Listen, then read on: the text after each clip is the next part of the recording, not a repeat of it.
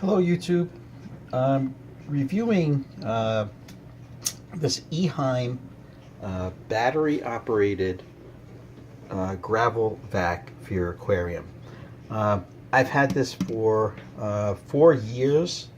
It runs on 4 AA batteries that are in the handle, and I use this on my 29-gallon BioCube. I just finished vacuuming and I want to show you what it collected. The way it works is you put this in the gravel, the dirt, the gravel stays down there, the dirt goes up this tube, travels inside here, out this hole, and into this basket, and it sends the clean water back into your tank.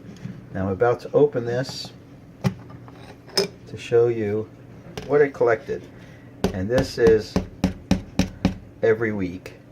This is the dirt and uneaten food and waste and stuff that gets collected every week with this EHEIM cordless and bucketless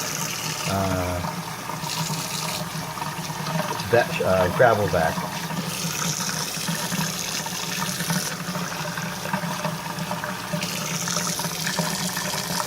It does a wonderful job.